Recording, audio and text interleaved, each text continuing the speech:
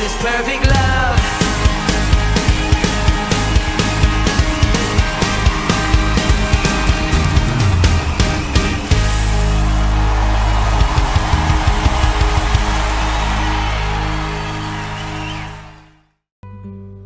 Shalom Bapak Ibu Saudaraku yang terkasih di dalam Tuhan. Ayub 5 ayat yang kedua. Demikian firman Tuhan. Sesungguhnya orang bodoh dibunuh oleh sakit hati, dan orang bebal dimatikan oleh iri hati. Bapak Ibu Saudaraku yang terkasih, seseorang dapat menjadi sakit hati dan iri hati ketika melihat orang lain lebih dari dirinya, dan hal itu menjadi ketidaknyamanan di dalam hatinya. Bahkan hal itu juga tidak bisa dijelaskan dari mana asal-usulnya. Karena sebenarnya iri hati berangkat dari rasa tidak percaya diri dan akibat dari kurang menghargai diri sendiri.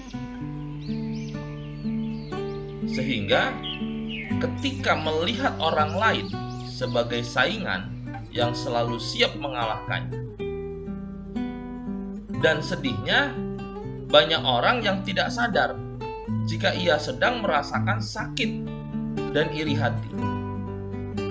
Lalu ketika di saat ia merasakan ketidaknyamanan di dalam hatinya, ia akan melampiaskan dengan cara mencari-cari kesalahan orang lain, hanya agar merasa dirinya lebih baik. Padahal sakit hati dan iri hati adalah ancaman yang sangat mengerikan dan berakibat fatal, yaitu sakit penyakit dan bahkan maut.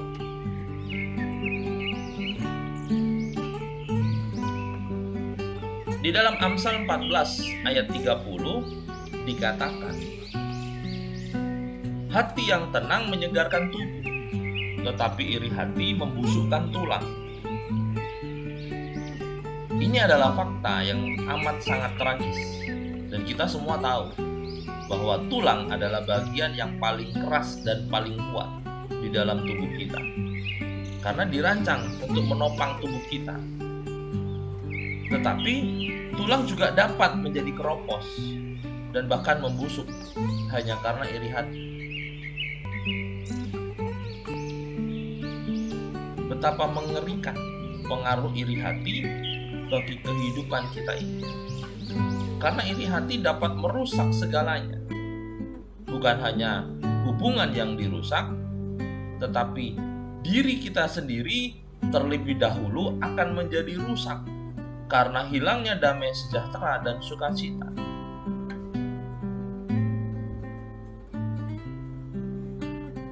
Iri dan sakit hati hanya mampu menciptakan rasa tidak nyaman dalam hidup kita.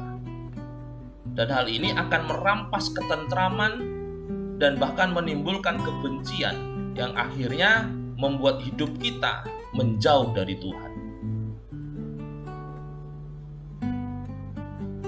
Apa tanda-tandanya jika kehidupan kita sedang diracuni oleh sakit hati dan iri hati?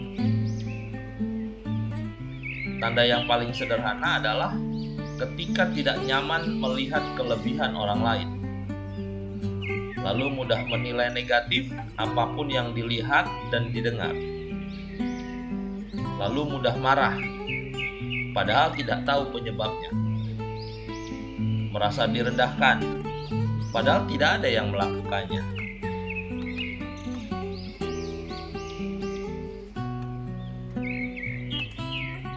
Cobalah untuk bersikap tenang, sebab kitab Amsal mengatakan bahwa hati yang tenang itu menyegarkan tubuh dengan membuang segala pikiran buruk. Karena keberhargaan diri kita tidak pernah bergantung pada penilaian orang lain.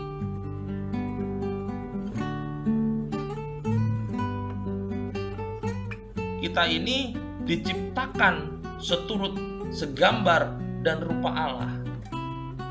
Jadi jangan bandingkan diri kita dengan yang lain. Dan jangan pernah berikan kesempatan, bahkan tempat kepada si iblis untuk menguasai hati dan perasaan kita. Tetapi izinkan Tuhan dan kasih karunia-Nya untuk memenuhi hidup kita, sehingga kita memiliki hati yang gembira, yang adalah obat yang paling manjur buat kita.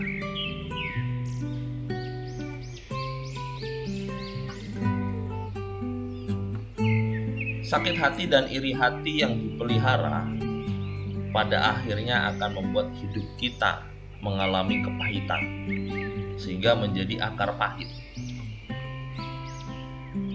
Yang di dalam kitab Ibrani 12 ayat 15 dikatakan, jagalah supaya jangan ada seorang pun menjauhkan diri dari kasih karunia Allah, agar jangan tumbuh akar yang pahit yang menimbulkan kerusuhan dan yang mencemarkan banyak orang.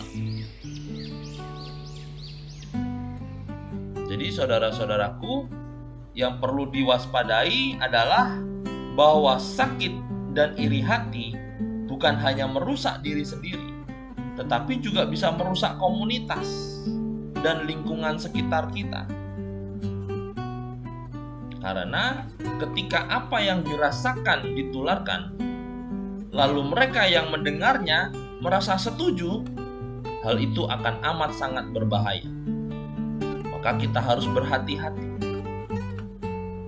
Karena di dalam Yakobus 3 ayat 16 dikatakan, sebab di mana ada iri hati dan mementingkan diri sendiri, di situ ada kekacauan dan segala macam perbuatan jahat. Jadi, apa yang harus kita pikirkan adalah semua yang benar, semua yang mulia, semua yang adil, semua yang suci, semua yang manis, semua yang sedap didengar, semua yang disebut kebajikan dan patut dipuji. Hal itulah semua yang harus kita pikirkan, harus kita renungkan, dan harus kita perkatakan. Tuhan Yesus memberkati.